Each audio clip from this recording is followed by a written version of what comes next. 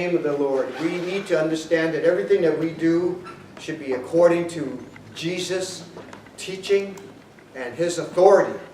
The authority that we understand why we do what we do always has to be back to book, chapter, and verse. That's what we really need to understand. When we say something, when we teach something, it has to be because Jesus authorized it. And that's what it really comes down to. Okay. You know where we are today? Page 134. That's right. 134. Page 134, the last Roman numeral of 134. Roman numeral number 3.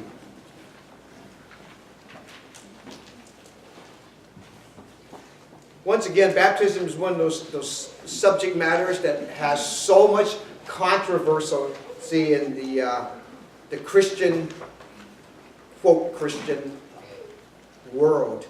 And just the definition of the word baptism itself in the Webster Dictionary or the dictionary that we find here is wrong most of the time, because they'll include sprinkling, pouring, and submersion. But the true word of baptism in its original form, in its Greek word, means only submersion, immersion, to submerge, to put into the water. And all the actual conversions that you find when it talks about it, it talks always about lots of water. It always talks about going into the water. It always talks about coming out of the water. It talks about being buried. Buried. I mean, just look at that word, buried. When we're overwhelmed with things in our jobs or whatever, people use that, buried in this or that. That means we're like up to here. Right? Nobody sprinkles you and you're buried. That doesn't work. So just look at all the words, and most of the actual requirements on page 135 tells us about how much water it takes and the actual situation of being buried in baptism. And those are words that we could be able to teach it to others when people argue the fact. First of all, being baptized, you'll find a lot of people arguing the fact that being baptized means what they want it to mean and not what Jesus wants it to mean. And being baptized is not like according to what a church creed teaches, but what the Bible teaches. So you have people that teach baptism like, you know, you don't really have to be baptized. How many people have heard that? How many people have heard that being taught?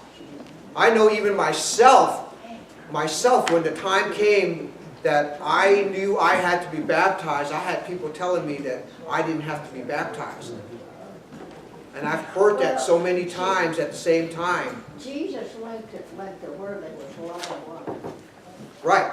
He went to John, and John was baptizing, and Jesus was baptized. Yeah. When Jesus was baptized, he's the only person in the world that didn't need to repent. Yeah. Ever. I mean, we have people that are really great people, and maybe they have lesser sins than a person that's on the farther side of worldliness or sin or ungodliness. I mean, because there's different degrees in all of us, right? And different people. I mean, somebody might be just kinder than others or been taught to be great in their morals, but they're still sinners in the world. It's just different category. Maybe the person's not a murderer or anything like that on the far side of crime or morality. But the way the Bible teaches us, we're all sinners. I was just going to say, Jesus said he had to be baptized to fulfill the scriptures. And you know, the same goes for us. We have to be baptized to fulfill the scriptures. Right. Fulfill righteousness. Right. But Yes. Steve, Hang on a second. Let me get her first. She had a hand up. And in each dispensation, there was a baptism. Noah was saved by water. It was over and under him. The children of Israel were covered in water. They were on both sides of the wall in the cloud. The Bible says they were baptized. And then, of course, what she just said about Jesus being baptized and died. But each dispensation had a baptism. Yeah, so baptism is actually, even though that's not taught in the same manner, those concepts are the same as far as the water. You were saying something, Maria, I didn't mean to interrupt you, but Well, stay in If focus. If Jesus didn't have to be baptized in water, he wouldn't have elected John to be baptized. He could have been sprinkled anyway. You're right, But he went to John to be baptized. right. And even if he was going to John, didn't have to be where there was a lot of water. Yeah. He could have had his little glass of water and start sprinkling at people at the same time. So yes, we're going to go into Roman numeral number 3. If I could get a volunteer reader. Thanks, Maria. Sprinkling, pouring, or immersing. Obviously not all three. The word baptize is a verb, and the verb expresses one specific action instead of several unsynonymous actions. Hence, the Bible never speaks of the mode of baptism. The only way we can account for this is that the word baptize is one specific act and tells exactly what is to be done. Sprinkling, pouring, and immersing, each is one distinct and specific act. If the word baptize means sprinkling, then it does not mean pouring and immersing. If it means pouring, then it does not mean sprinkling and immersing. If it means immersing, then it does not mean sprinkling and pouring. If the word baptize does not mean one specific act, but means sprinkling, pouring, and immersing, all three, then no person could be baptized until he has done all three. No person believes it means that. Only one action can possibly be right. Is it sprinkling, pouring, or immersing? In studying the scriptures pertaining to the subject as given in the chart, you can easily decide for yourself. Any comments on that? Everybody here in this room understand that baptism or baptize means immerse? Everybody understands that, right? There's no argument about what baptism is, right? Nobody? Nobody wants to argue with me today? Come on, you guys. Not yet. Nobody?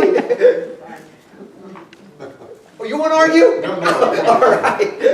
no, I don't want to argue. Oh, thank The you. eunuch is a beautiful example. We're going to go there too. That's And on then this Romans chart. 6, Right. 3 and 4. That's on this chart as well. And so the examples are... They're all clear. That's why we're studying these examples today about baptism. You know, baptism, again, is something that the denominational world acts like it's not important, right? That's one of the things that they teach, that it's not important. In fact, one of the phrases that they use is that it's an outward sign of inward grace. Mm-hmm. And they always refer to that. You can't include baptism because baptism is a work. How many times have you heard that? Absolutely. Right? It's a work, right? So you're doing a work if you're getting baptized, and that's not part of your salvation. They'll say that it's a work. But you know, if you stop and think about it, and I've said this before, I don't know if you remember or recall, or maybe I said it somewhere else, because I use this example many times. If baptism is a work, right? Who's actually doing the work?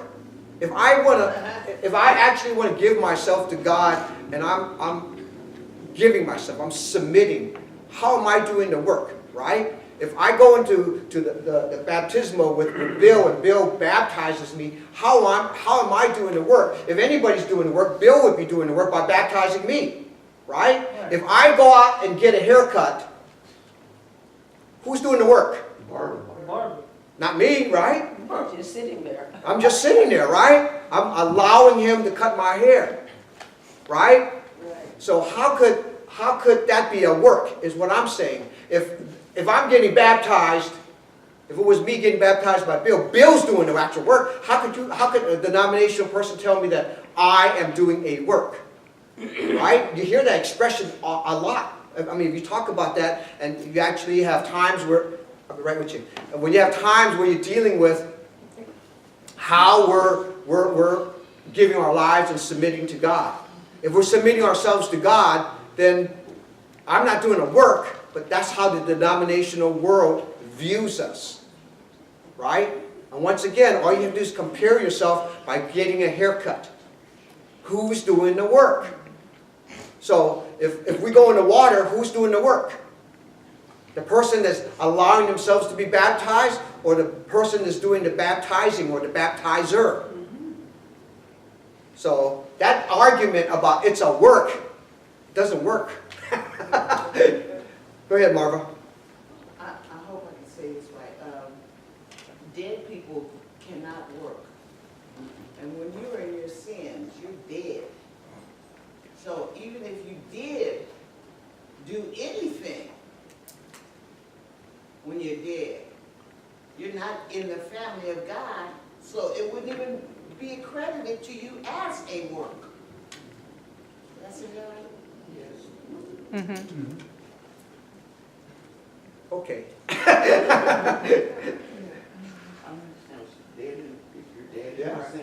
Because being baptized means you got to die and then be resurrected. Okay. Let's look at the chart over here on page 135. Who in this room does not know the story of the eunuch? Anybody not know the story of the eunuch?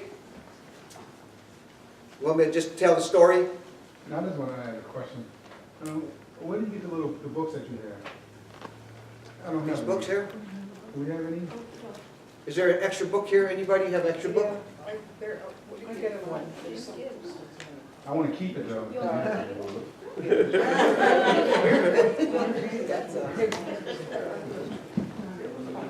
Send your check of $9.95 to.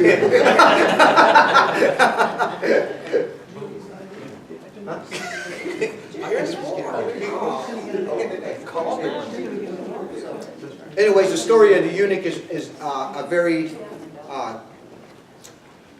good story of one of the conversions are in the book of Acts.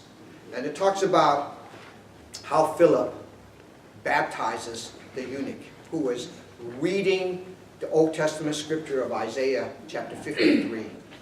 And when we look at the chart here, that's referred a couple of times. This is Acts chapter 8, verse 36. Let's turn over the book of Acts. Got your Bibles?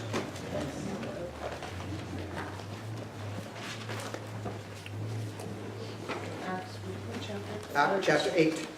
The story of the eunuch. Philip baptizing the eunuch.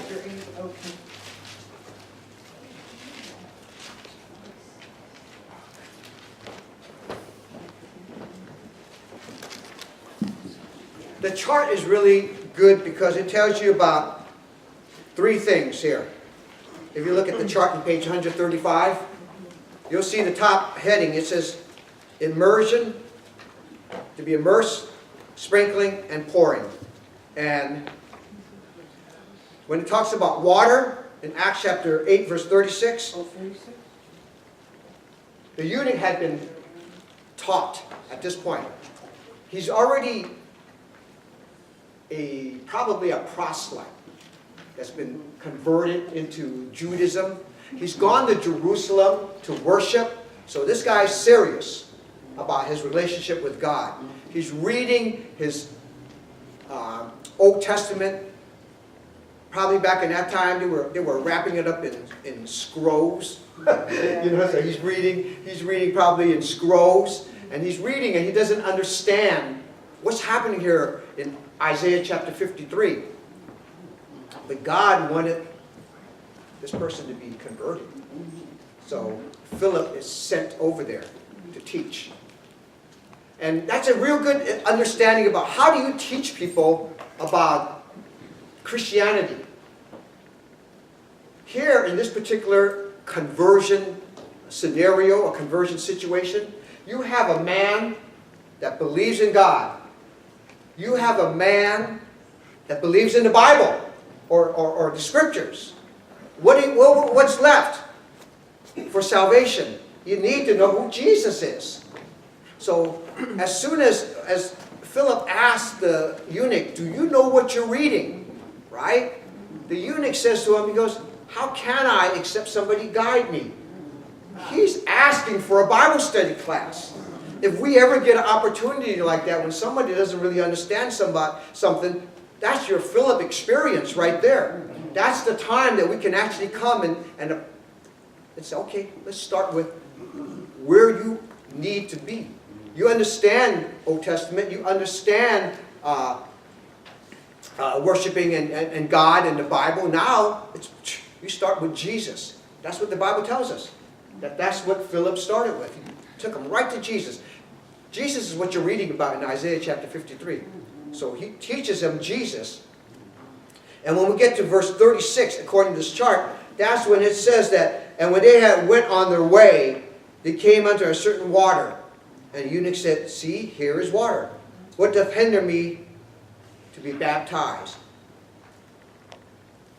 Obviously, in that little section here, a lot is not discussed. But it's implied. Yes. It's implied. It's implied that he talked to him and told him about the kingdom. He told him about the church. He told him about the new birth. He told him about how to get into the birth, how to get into the kingdom. All these verses that we find in the New Testament, all those things were implied. Because, why? Because the eunuch wanted to be baptized at that point. So he was taught. Okay? So in verse, the top of page 135, when we look at that chart, and it says that immersion, sprinkling, and pouring, all of them have yeses there. You see that on our little chart? But when we get to the next one, when it talks about much water, we're in John chapter 3, where John the Baptizer is baptizing. What do we have here? Under immersion, there's lots of water. You have to have lots of water, right? But when it comes to sprinkling and pouring, you don't need a lot of water. That's what we just said. Yeah, well, sprinkling is easy. I mean, it's just a little dab. But we continue in this chart, going into the water. In Acts chapter 8, verse 36, once again, when he wants to be baptized, they go into the water. That's when a person is being immersed, because you're going into the water. So on the chart, once again, in page 135, if you notice, it says, yeah, you need a lot of water for that, and that's a yes, going into the water. You don't need to go into water to be immersed. You don't need to go into the water to be sprinkled, or sprinkling and pouring. Okay? And the next one is going down into the water, in Acts chapter 8, verse 36 once again. The same thing. In immersion, that's when you need that much water. That's how it works. You don't need that much water when you're sprinkling or pouring. You don't need to go into the water. In Romans chapter 6, verse 4, that Bill alluded to, is talking about a burial. You are buried with him in baptism. Again, according to this chart, that's being immersed. Once again,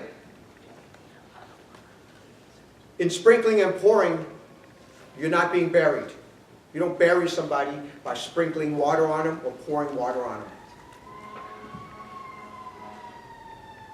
Now here we have Colossians chapter 2, verse 12. It talks about the resurrection experience. And what is that? That's always the death, burial, and resurrection, coming back out. How do you come out of a burial situation if they're pouring or if they're sprinkling? Because you have to be buried in water. That's why this whole concept of Romans chapter 6, verse 4, 3 and 4 going forward talks about being buried, covered, dead. Just like Jesus was. He was killed, then he was buried, and then he was resurrected.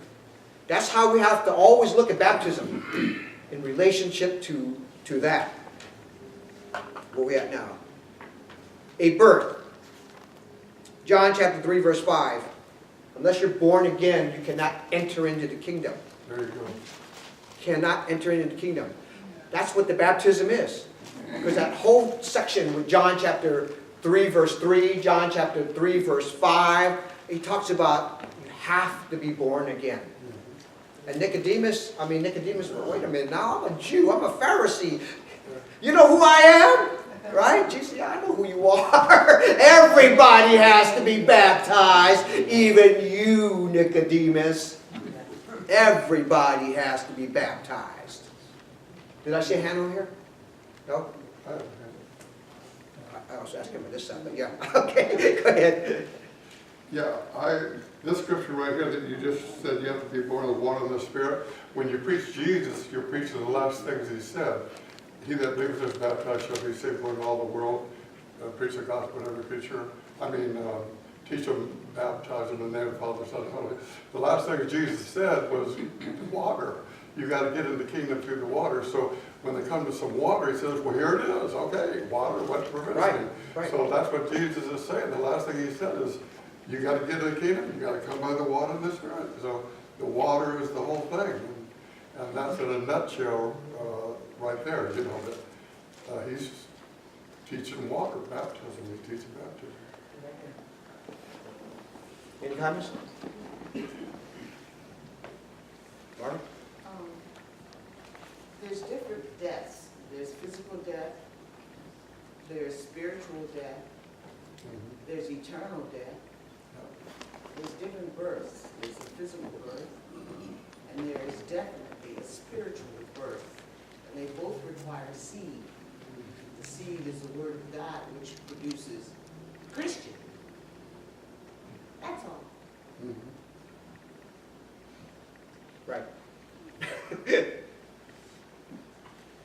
Anything else? Let's go on with this chart so we get done with this page. It says that the body is washed. How do you wash the body? By just sprinkling or pouring. You can't. Your body has to be completely immersed. And finally, coming up and out of the water. Just like Jesus had to come up and out of the water, just like the eunuch come up and out of the water, that doesn't happen if you're pouring or sprinkling. All right? And when he died, he went under him. Right. That's right. He was buried. He was buried, and then he resurrected, and then he went up to heaven. Right. Yeah. Any comments on page 135 on this chart? Yes, Teresa. You say Christ was buried and rose again. He sat in the tomb 3 days. They anointed him, and then he laid in the tomb 3 days. He wasn't buried in earth. Well, back in that time, the burials that was like a cave. So they buried him in that sense, not like we dug up the hole. So that was still a tomb. That was a tomb, and it was covered. And that's what that implies. And the reason that Jesus was going to take the 3 days, because first of all, that's prophecy, right? That's what the Bible continues to talk about. That's what he talked about. It always compared to different things like Jonah being in the belly of a whale. These are things, or not whale, correct that, big fish. Sometimes I listen to the things in the world too much, and you know, you say what people are saying, but it's a big fish. It never says the word whale. But in comparison to that, that's why the 3 days is part of his death, burial, and resurrection. At the same time, when a person dies and 3 days have gone by, that means that body is dead and it stinks. And if he can come out of that, that shows you the power of God. Versus somebody has a heart attack, somebody comes and pounds on his chest and he comes back up, or somebody's drowned in the ocean and they pound on his chest, he spits out the water. That guy might have been not breathing for a moment, but he wasn't dead in the sense that the body and the soul were separated.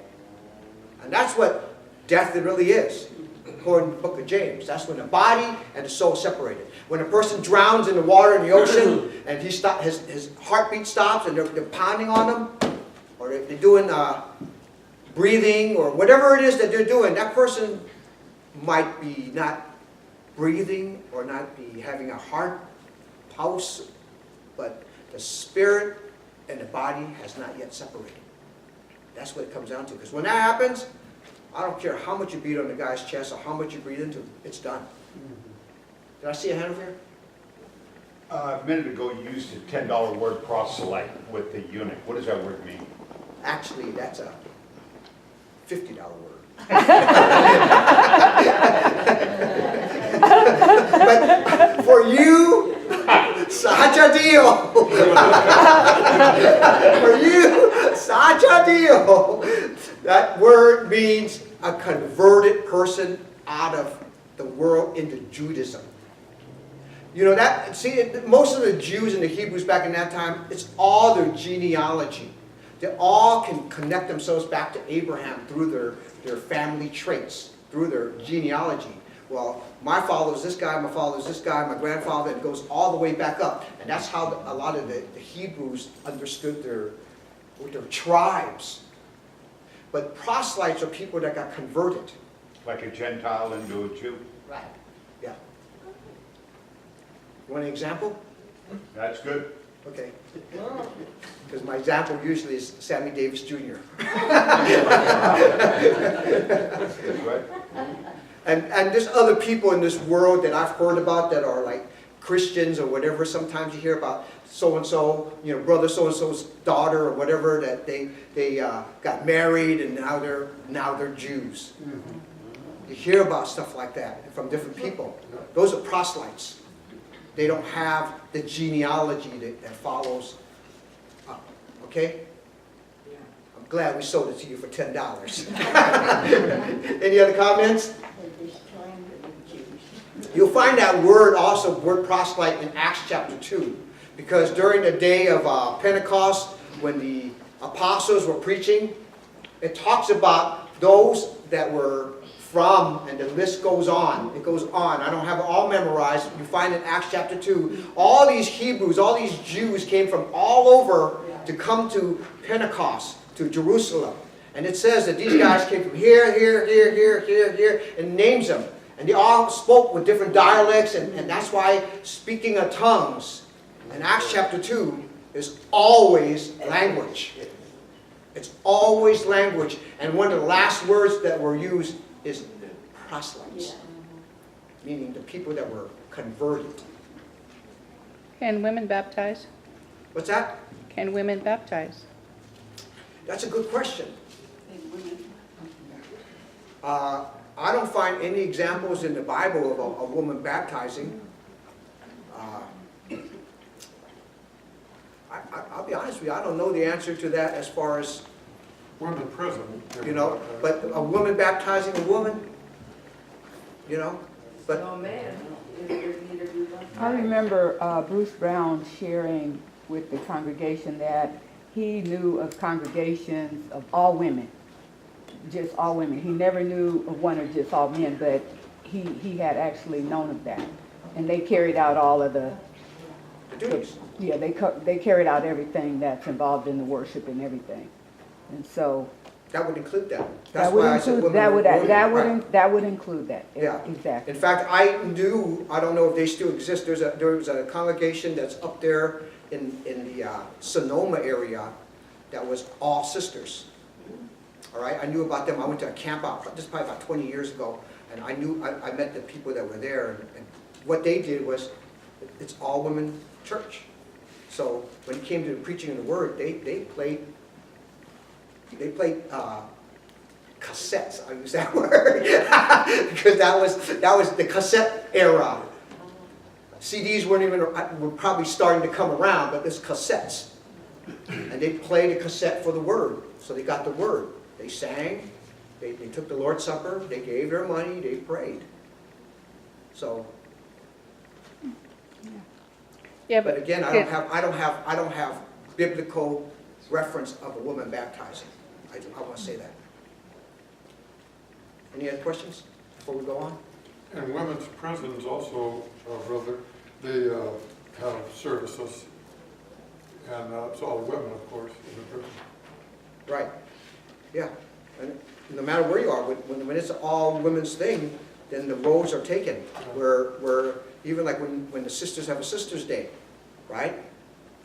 One of the sisters has to lead singing. Or should. Right? Yeah, we should. That's how it should be. That's what we did yesterday.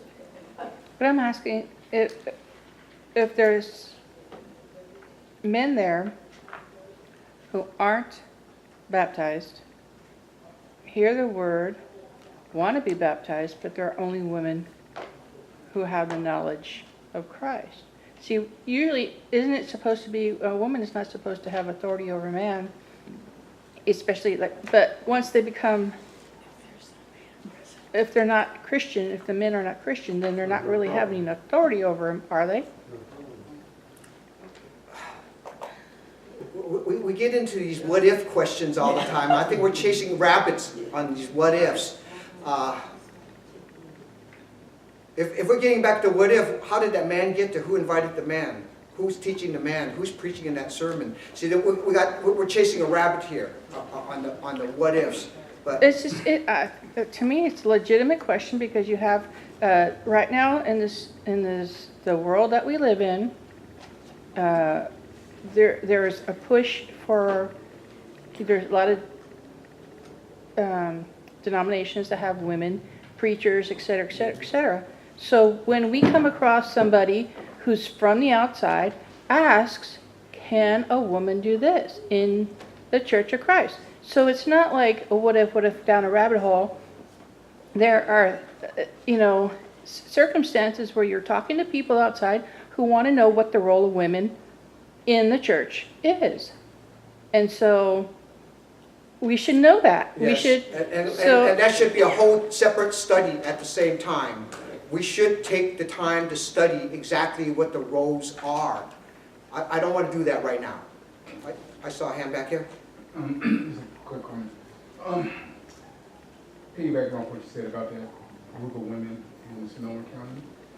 So if they use an audio tape or whatever tape to hear the gospel, then I would think that they're following the rules of, if someone needs to be baptized, they probably will find someone to baptize them besides themselves.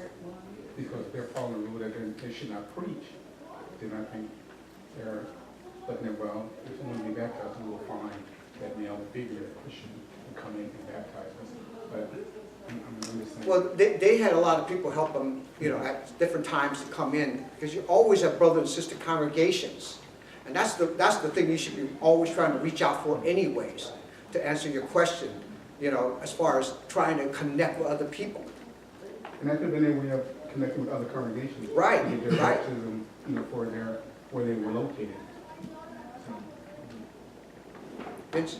Yeah, we had a discussion one time, Bruce was talking about, rebaptism if someone was baptized by a denominational system, and whether or not that was legitimate or not. And the point came up that it was about the calling on the name of the Lord, that it wasn't, one of what Bruce was saying, we had a private conversation about it too, that it's really not the person doing the baptizing, it's the person who's being obedient in calling upon the name of the Lord. And I know that would probably bring up, a lot of different opinions about it and stuff like that, but that was really interesting, as far as who baptizes you.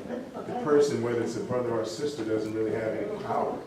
It's the obedience that came up, as a technical point. And I thought that was interesting. It was definitely food for thought. Well, that's even in the Restoration movement with the Church of Christ, right? The Church of Christ was in the wilderness, let's say. We'll use that term. And how does the Restoration movement start? Yeah. Right? Because there's nobody in the Church of Christ yet. Right. But then we understand what the Church of Christ is in the Bible. And that's real important. All right? Anybody else? Did I see your hand? No? Okay. We got about 4 minutes. Let's move on to page 136.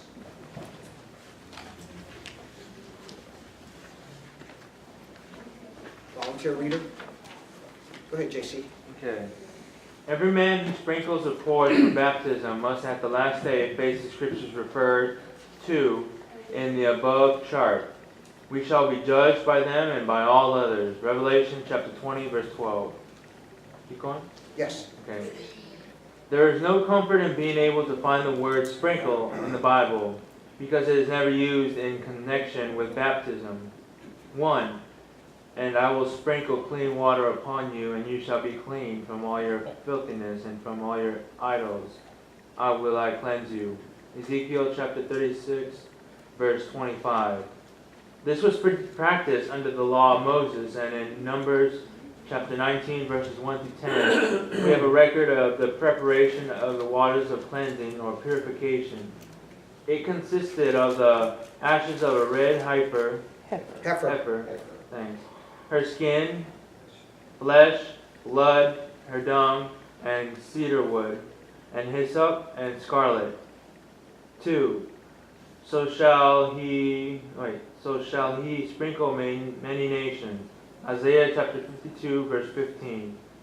The word startle is given in the margin of the Revised Version instead of sprinkle, and this is in perfect accord with the context.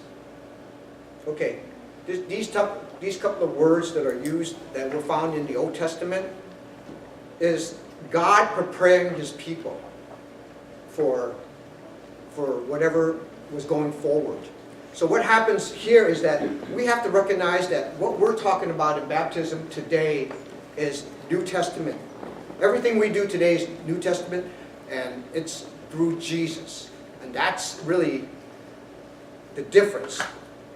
These words are not going to change our ideas or our thoughts about what baptism is, because this was just part of their language in the preparation of His people. It wasn't referring to them being baptized into Christ, baptized into the kingdom, baptized into one body. It's just words, and that's why they put this in this book, because they want us to recognize that certain words are going to be found in the Old Testament as well. See your hand back there, Leonard? Did you have your hand up? I don't know, Okay. I was just scratching my head. Right? No? I'm just scratching my head. We're good? Any comments? The next section, we're going to end. We got about a minute. The next section is actually references of different testimonies of people that are denominational leaders. Some of them are Bible scholars. The Roman Catholic Church, which is just a whole system. The Church of England, which is a system. And what they talk about baptism, I think we're going to wait till next week to go through this whole list. Yeah. All right? So we're going to end here right now today. If there's no other comments, none? Thank you for the good studies. Well, let's close in a word of prayer. Bill, would you close us?